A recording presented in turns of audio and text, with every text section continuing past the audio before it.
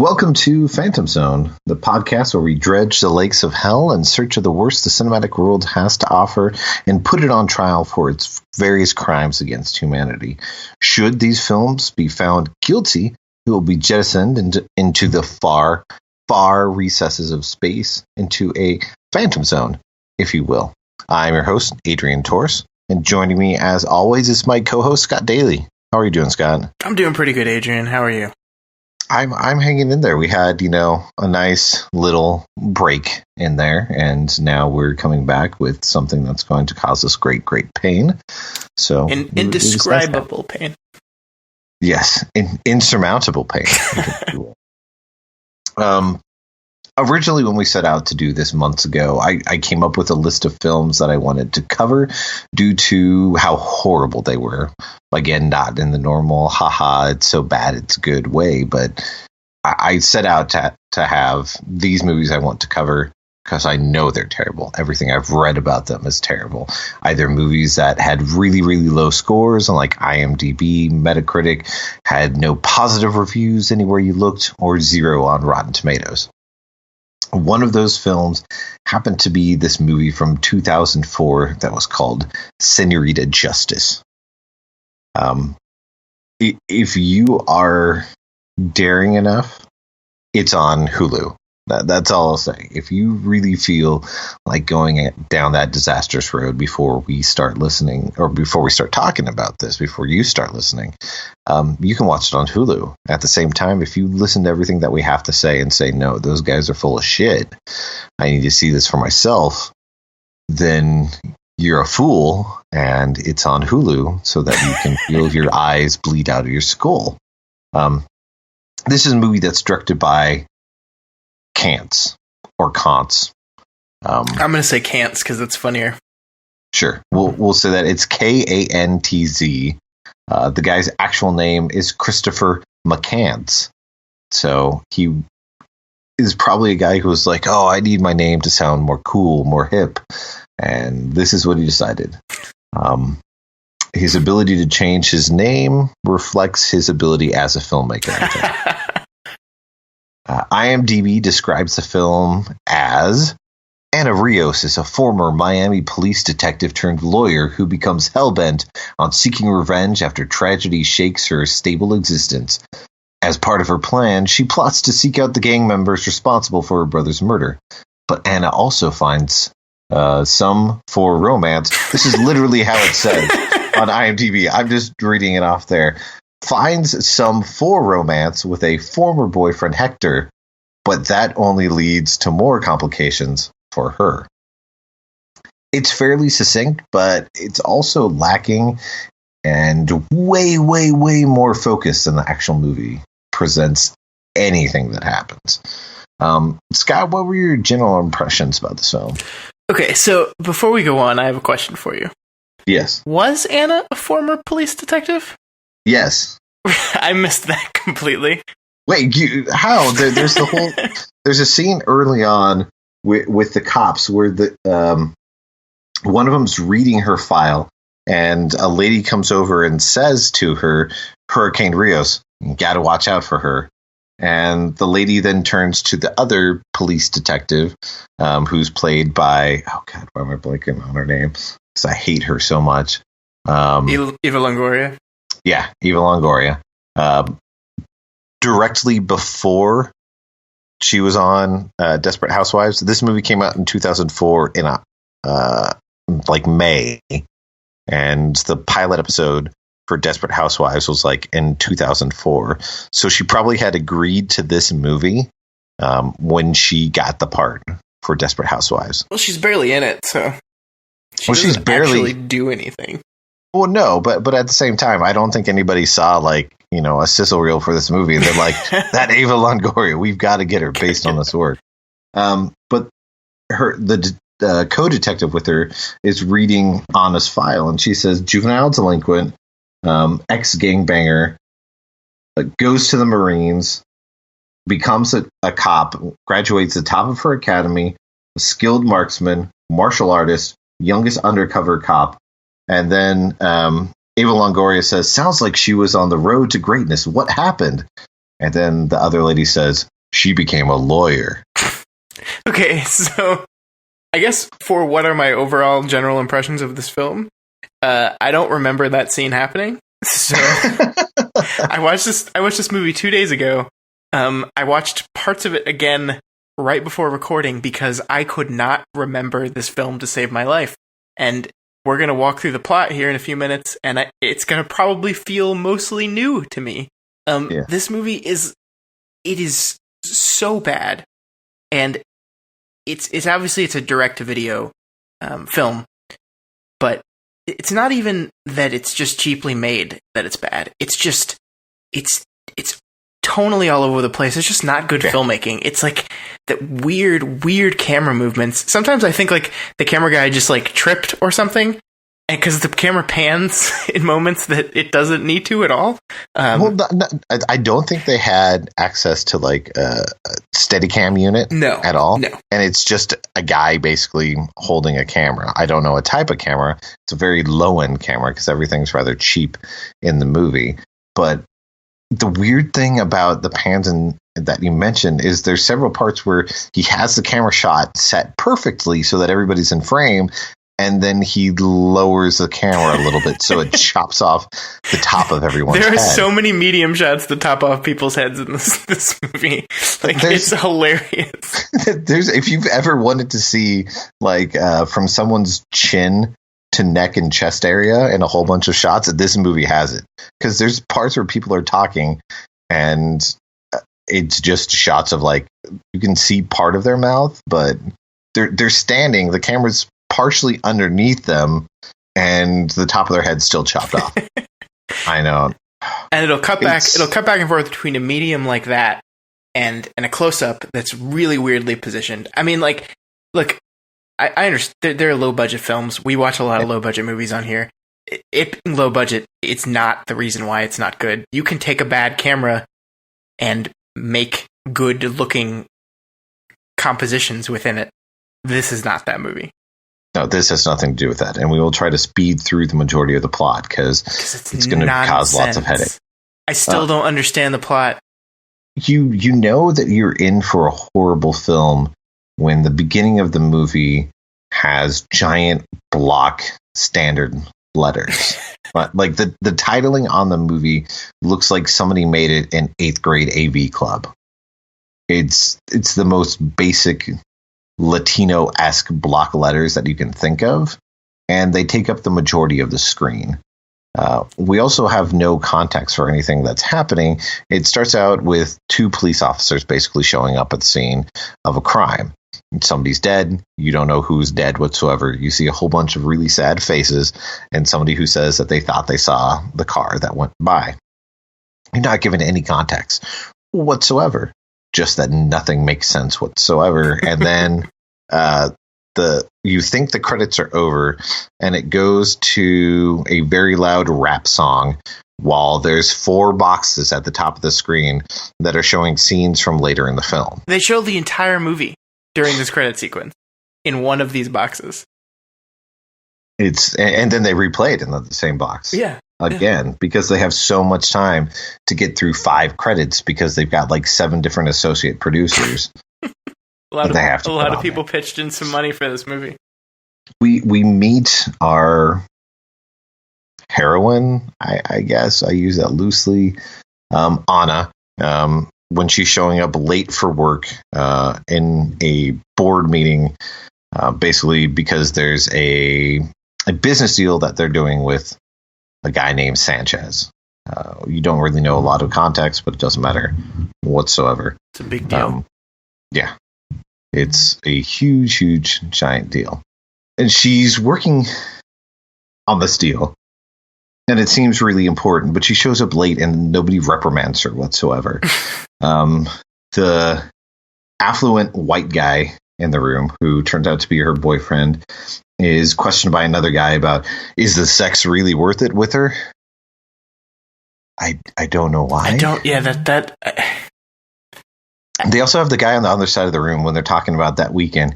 He goes, yeah, I'm going to Augusta, which is a famous golf course. He does not make a golf swing. He makes a swing as if he's going to be hitting a home run. that's the context of basically the level this movie's working on. And I think it's terrible. It's like a microcosm of the problem of the movie is that it doesn't know what kind of movie it wants to be, because like it's clearly trying to set up that it's making fun of these upper middle class business people because they act ridiculous and spoiled and asshole-ish, but it can't. It's like it just switches that tone around constantly. Yeah, it continually tries to be serious, but then in the next scene seems like it's trying to spoof those type of movies, but it doesn't have an understanding of how those things work or how to convey that they're spoofing something, and then they just double back into trying to be dramatic, but that doesn't work because they don't understand how to show that, and then they try to have action, but no one knows any choreography. It's almost as if nobody working on this movie knew what they were doing. And this is a second movie that this guy did that counts. This is his second movie. His first movie was a direct-to-video action film called Love with a Bullet, I think is what it's called. Well, this is direct-to-video too, right? This didn't. Yeah. Okay. No theater showed this movie. No. If you watch the trailer for that other movie, like it feels different. Like I don't know if this guy suffered some type of unfortunate accident in between that first and second movie, and he didn't know how to convey anything that was going on in his brain. Because if you look at the rest of the movies that he has put out there, just by the posters alone, they look terrible. We are going to drop a clip right here that basically kind of sets everything in motion and lets us know what the movie's going to be about. What's up, B? Anna, I came to tell you that, gosh, I don't even know how to say this, but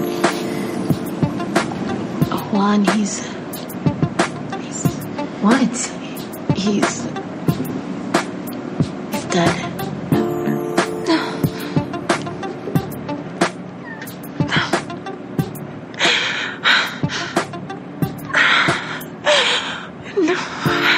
I'm sorry. I'm very sorry, Anna. I can't. Oh, God. I know it hurts.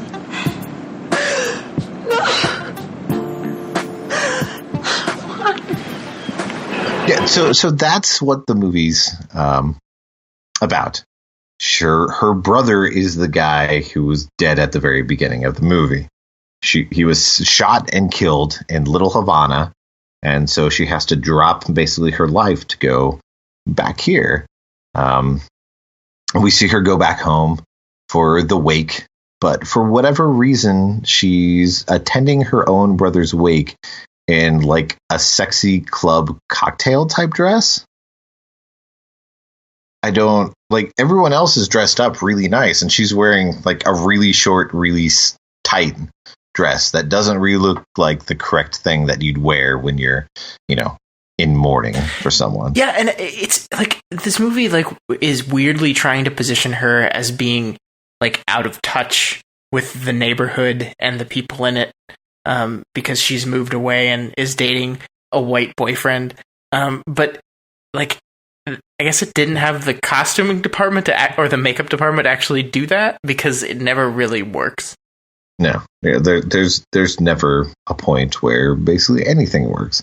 But at this wake, we meet Sanchez, who at first I wasn't sure if he was the Sanchez from the beginning part, because she mentions when she's at the wake and before she goes to the wake and she's talking to her boyfriend, she mentions, "Oh, don't worry, I sent all the information and paperwork to Mr. Sanchez."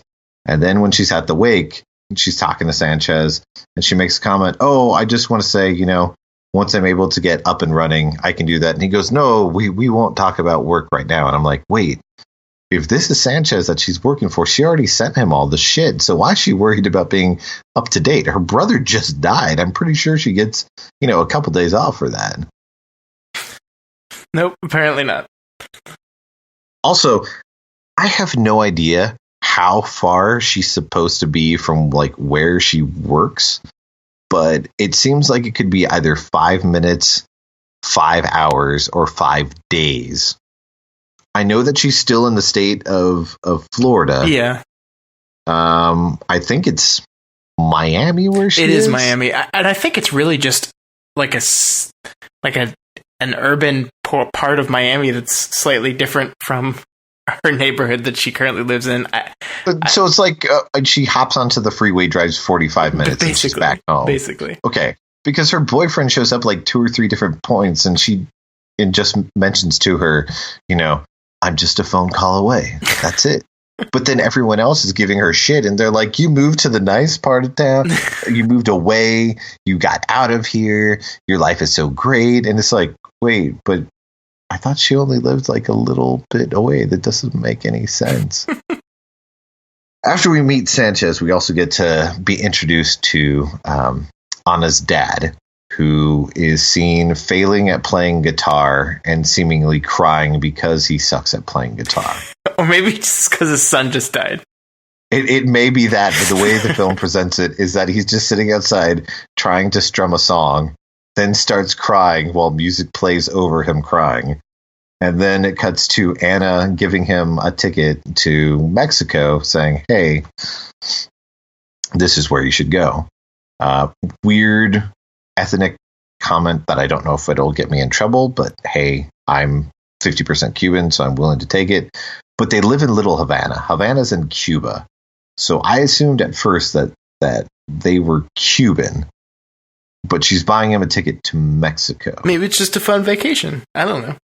Might be a fun vacation, but he already looks like he's on vacation as is, because his shirt is like unbuttoned down to his navel, which is just a really creepy image that no one wants to see of any dad ever. And here's the problem, and I think this is repeated over and over again throughout the movie. This scene accomplishes nothing. It's not necessary. Her dad plays no point in the film itself, so why not just not have that character at all?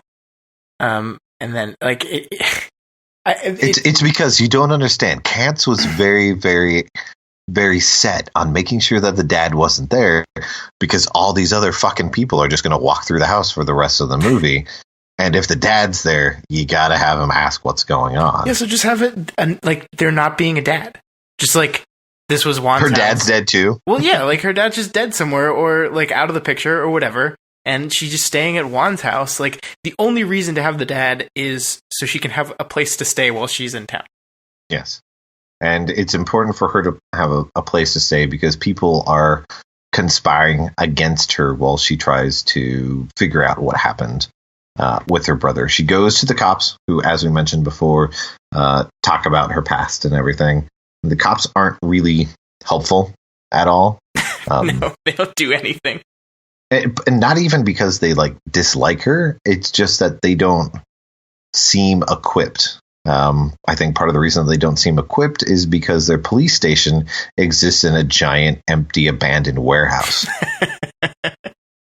and it gets weird later on when they have a scene where somebody's being interrogated, but they end up walking out of frame, like into the darkness and the distance of this giant room. They just have one table that's in the middle that has lights on it, and then there's shadows and people just walk off. Like there's no walls or anything. It's like a giant 25-foot room. It's so funny because like that seems like it's intentionally being satirical, right? Because that's like the stereotypical interrogation room is darkness with one table in the middle with a light on it.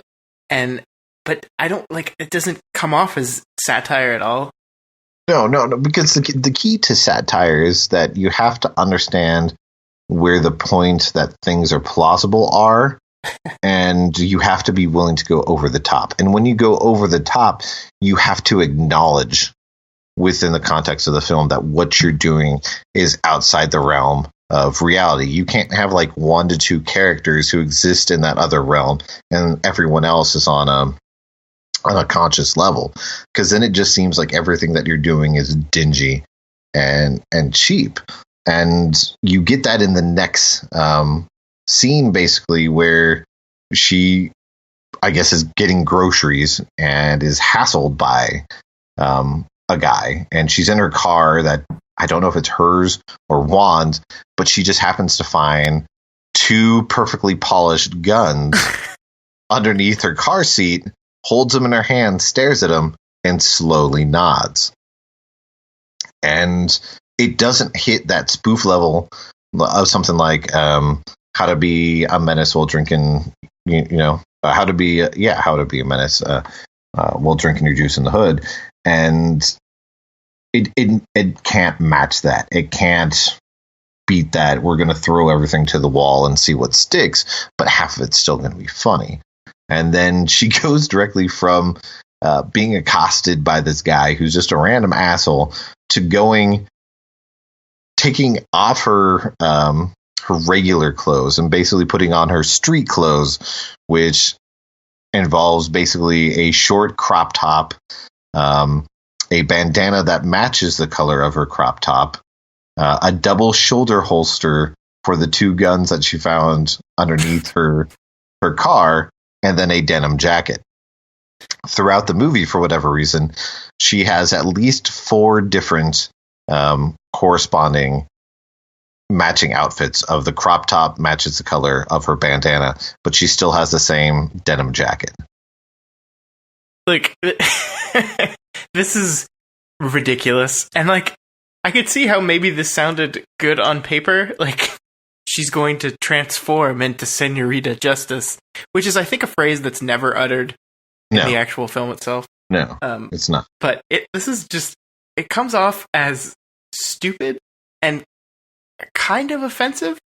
Like, the majority of the movie's like vaguely offensive for that. I mean, it's the plot doesn't even really matter when you're trying to deconstruct it, because most of it doesn't even make sense. I can go down literally in the next 2 minutes and just do nothing but talk about the plot, and it's not going to make sense. Okay, she transforms.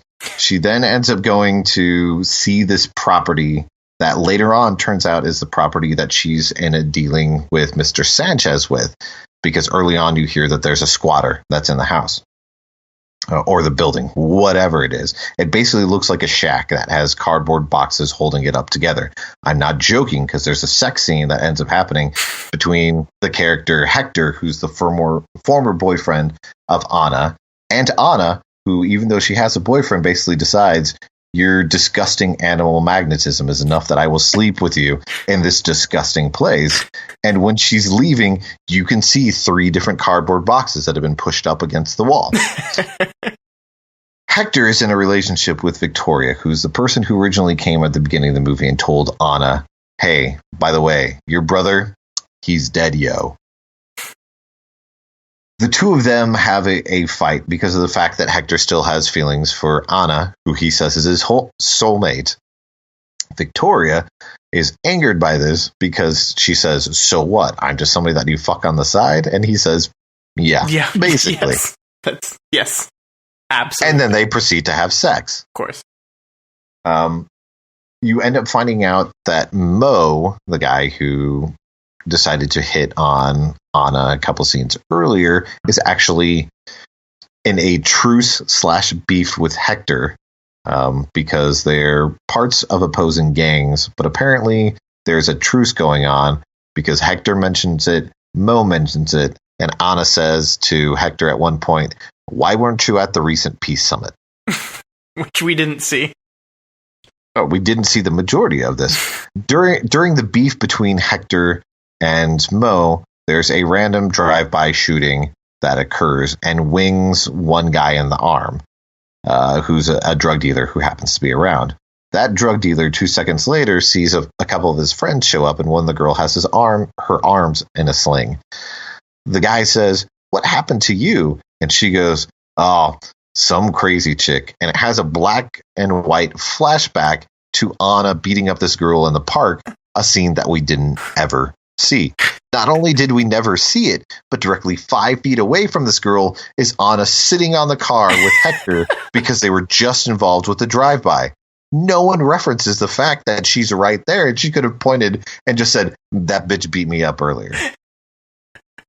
It doesn't matter. It doesn't matter. None of this matters. That's the hilarious part.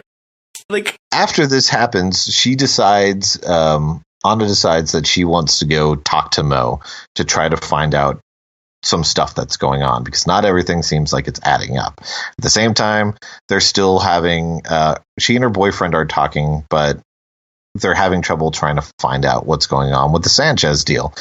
Hector is the one who's stalling things because he's convinced that the building is a national landmark, and he says that City Hall knows because it's where the first Spanish settlers first came and buried the dead other Spanish settlers that showed up. He has no issue whatsoever that this ancient burial site has a building that's currently standing on it. He just has an issue if somebody ends up putting a Starbucks there in the future. We don't need a fucking Starbucks on this corner, man. Literally what he says. That's all he gives a shit about. And that's why he has in his dingy place a whole bunch of law books that are on the wall. That's actually my favorite quote from the movie, where she just like looks down and goes, "So that's why you were reading all those law books." She put two and two together. What a great undercover detective she probably was. At the same time that she's trying to figure all these things out, there's masked assassins that show up here and there trying to kill her. These are masked assassins because they have masks that they wear, they have guns in their hand, and they also have black shirts that are tucked into their denim jeans. That's the fact that disturbs me the most in this movie. Of course. They don't have money for anything else, but for whatever reason, these assassins happen to decide, oh, do we have our matching shirts? Do we have our matching masks? Okay, let's make sure that we tuck in our shirts this time into our pants, because we don't want them flopping around looking like we're unprofessional. She goes and meets up with Mo to try to find out if he has any idea what's going on. Mo doesn't really know what's going on and threatens that he's going to rape her instead, to which Anna kicks his and two other guys' asses. Yeah, not just rape her. Like two other guys show up and they say they're literally going to run train on her. That's only because she ends up saying, "Oh, I'm not really into that menage a trois stuff." And one of the guy goes, "Menage a what? No, that's not what we're going to do." And then the other guy goes, "Yeah, we're going to run a train on you." And then she kicks their asses. And then we cut directly from them trying to kick her asses to, for whatever reason, Mo and Hector in a street fight outside Hector's place. We get another drive-by shooting that occurs. This time, the assailants are successful, and they actually kill Mo. Doesn't really matter. Mo doesn't say anything. He apologizes to Hector. We never find out why he apologizes, and we end up. Anna decides, you know what? I haven't solved anything whatsoever. I'm just going to go home. I've had my couple days off. I've got stuff I got to do at work. I'm getting out of here. Victoria comes by and goes, "No, you can't leave. Let's talk about it. What's going on?" They talk. Anna decides that she's still leaving. And as she leaves, Hector shows up because he's a very sensitive soul and says, "So you're just going to leave without saying goodbye? But I love you." In which case, Anna takes a step back and Hector goes, "Anna." We cut to black. We see a whole bunch of flashbacks of the scenes that we saw with Hector and Anna. We hear a couple gunshots. The scene opens back up, and Hector is standing there with a very small blood splatter on himself. On his face? Where did he get shot? The blood's on his face. It's on his shirt and like on part of his mouth, and then he just falls over and he's dead. Victoria shows up to find out what's going on. Hears that Hector has died and basically falls to the ground, weeping and sobbing and losing control of her limbs. This is important because literally like 2 scenes later, Anna's able to put together that Sanchez is the key to everything. He's the one who's mucking up the works somehow. What she's too stupid to understand is that her boyfriend is working with Sanchez so that they can get rich off this land. Obviously. And they're the ones who hired the hitman to kill Hector. But they needed this to happen because it turns out that Victoria is involved with it all.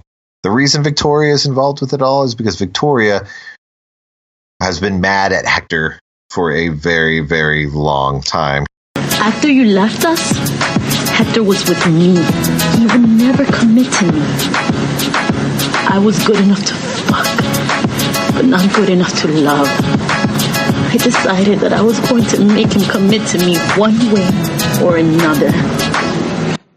And therefore, she was really mad at him and was jealous of the fact that she'd never be able to take the place of Anna, so decided to borrow Sanchez's car one night and drive by where Hector was hanging out with Anna's sister, Juan, shot wildly out the side of the car and killed Juan instead of Hector.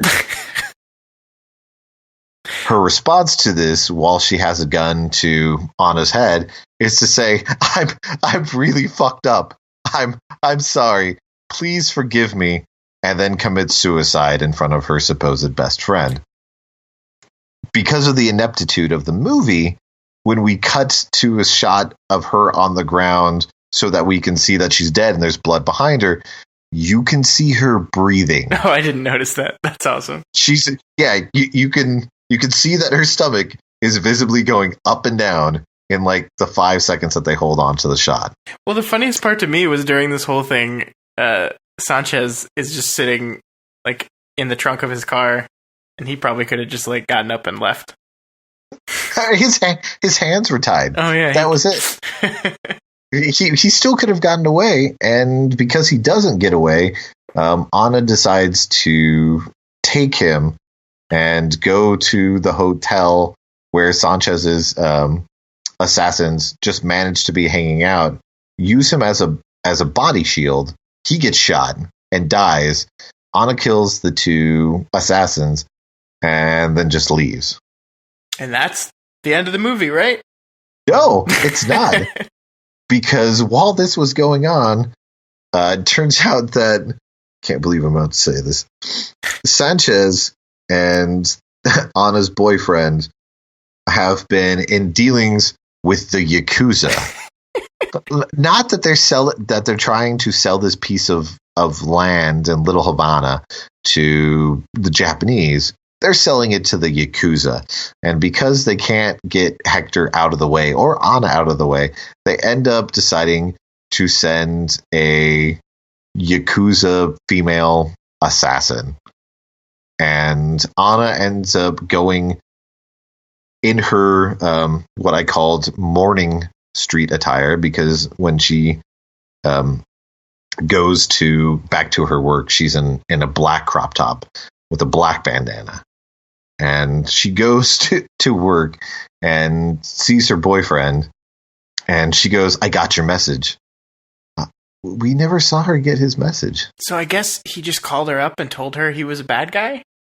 I guess.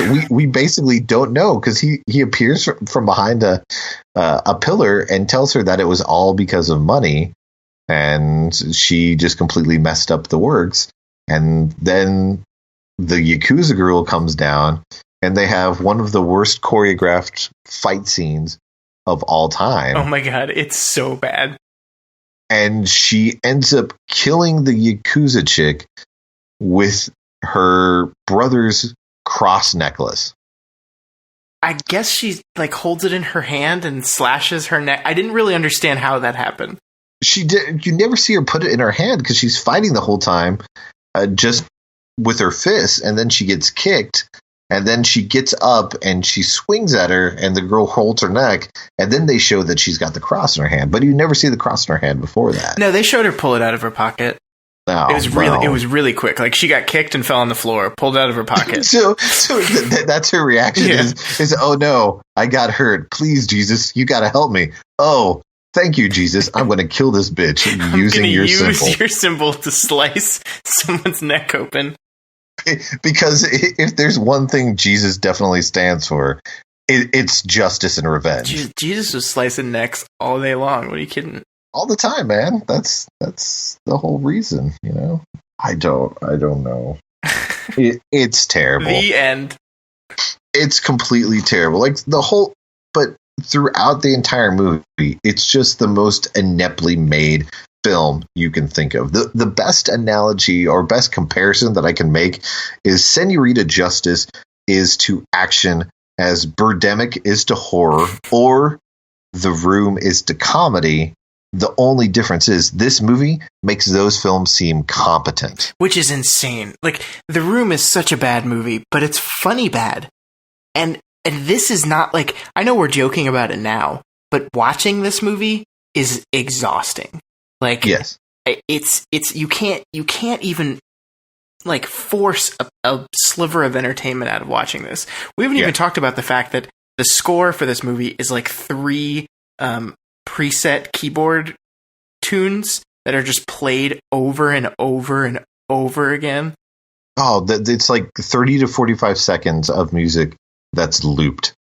It is for a 5-minute scene. It's unbearable. It is so and like bad. 3 rap songs. And like, look, I get it. Like, you have a low budget. I understand.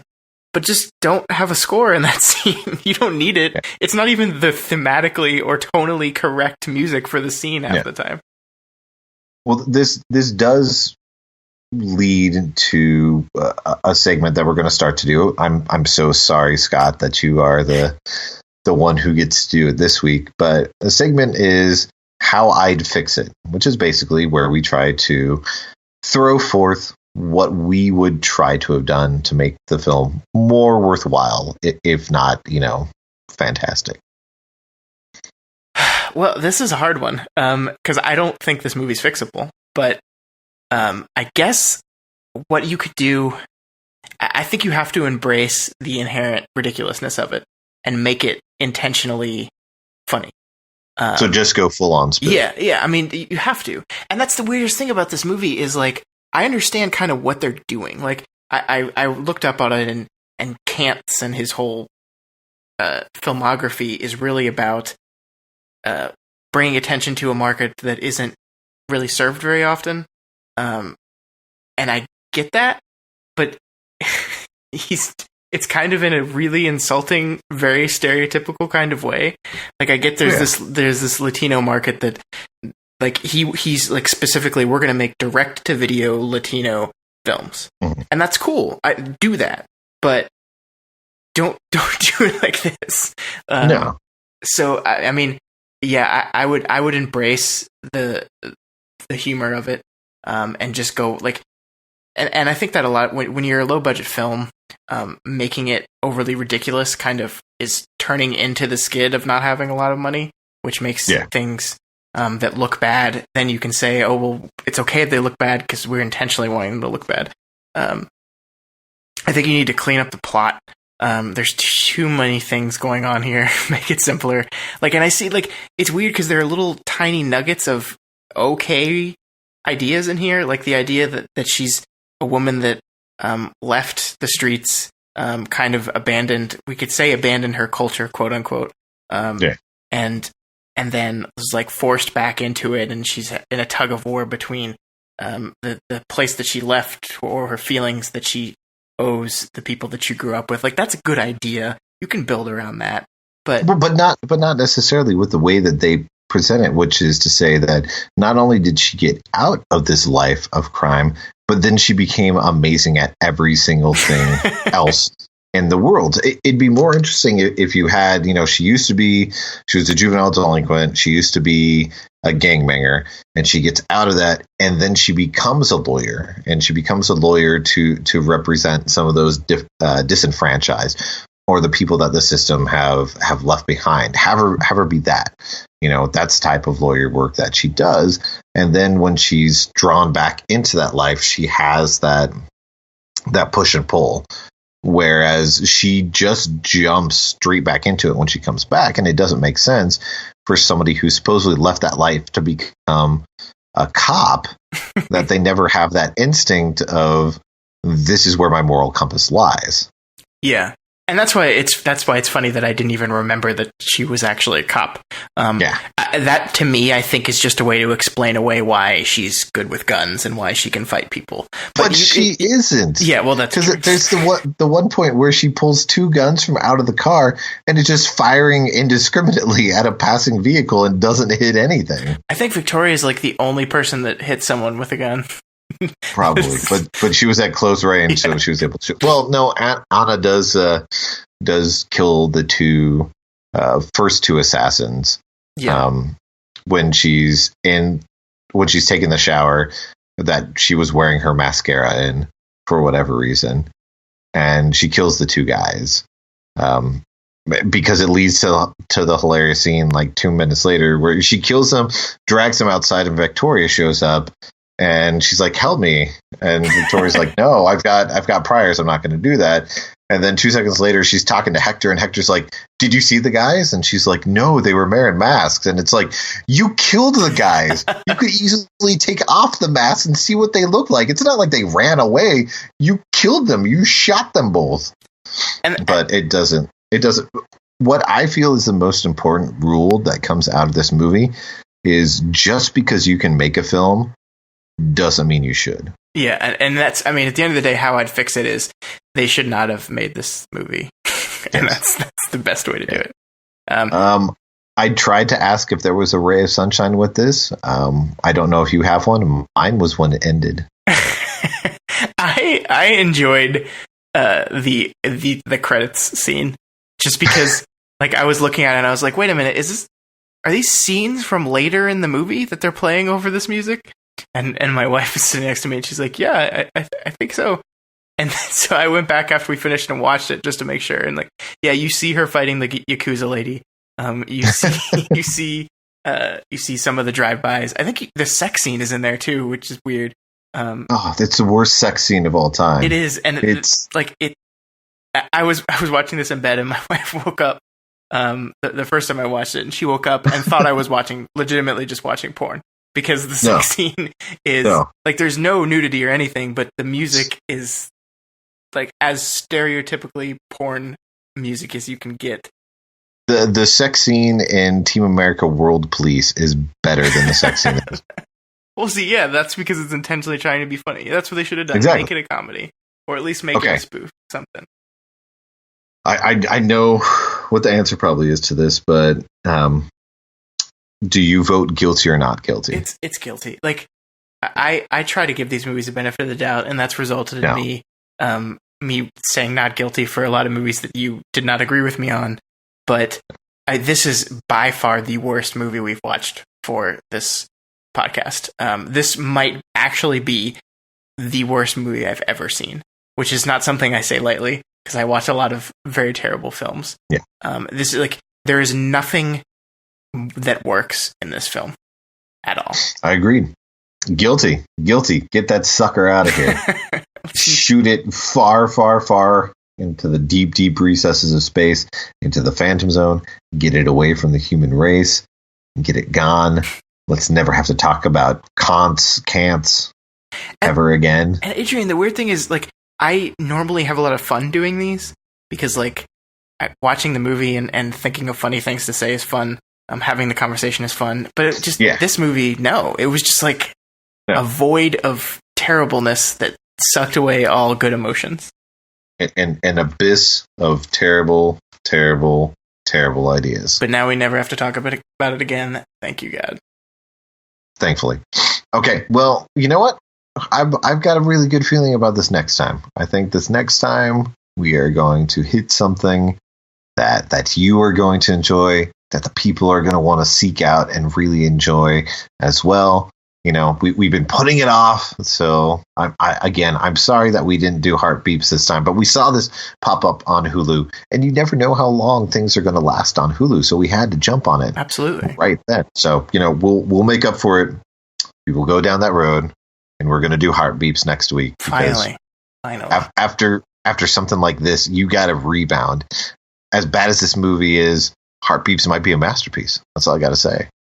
Okay, Scott, where can we find you on the internet? I am on Twitter at ScottDaly85. That's DALY. I also write for Daly Planet Films, which is my website. That's dailyplanetfilms.com. We also have another podcast along with this one, a sister or brother podcast. I'm not sure. That works. It's called Daly Planet Films Podcast. We do a bunch of fun movie stuff there. You can follow that at Daly Planet Films on Twitter as well. That was a lot. All right. Do you have anything coming up that you're exciting that you're going to be doing or seeing anytime soon? I think, well, we had an episode of the podcast last week where we talked about the 3-act structure, Matt and I, that was pretty great. I enjoyed that conversation a lot, and I think it turned out really good, so you can check that out.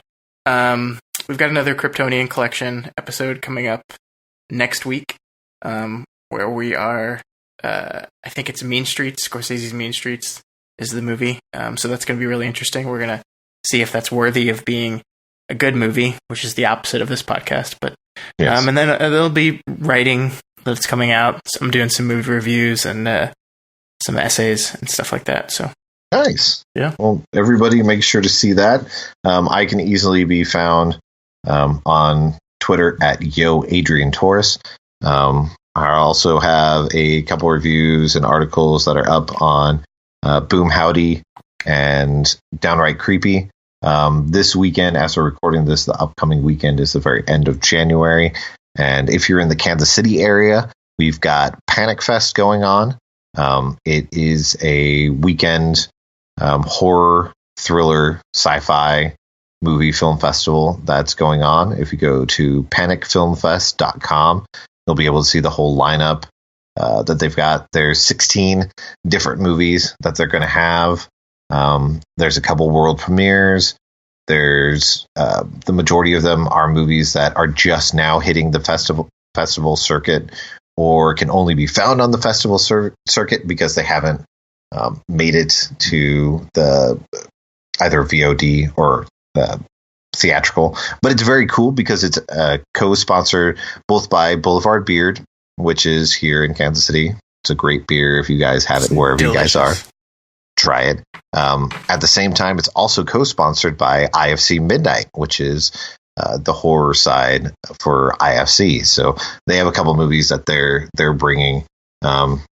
There's lots of movies that I'm really excited about, and so I'm going to have lots of reviews that are going up soon. But if you're a horror, sci-fi, or thriller fan, definitely check it out, or check out the website to see movies that you might want to keep an eye out for in the next couple months. I'm really jealous of you. I think it's going to be a lot of fun. I'm definitely going to let you know how it goes. If I see anything that's absolutely terrible, we've got something to work on. Oh, yay. So, on behalf of Scott and I, we'll talk to you guys next time. Bye. Bye.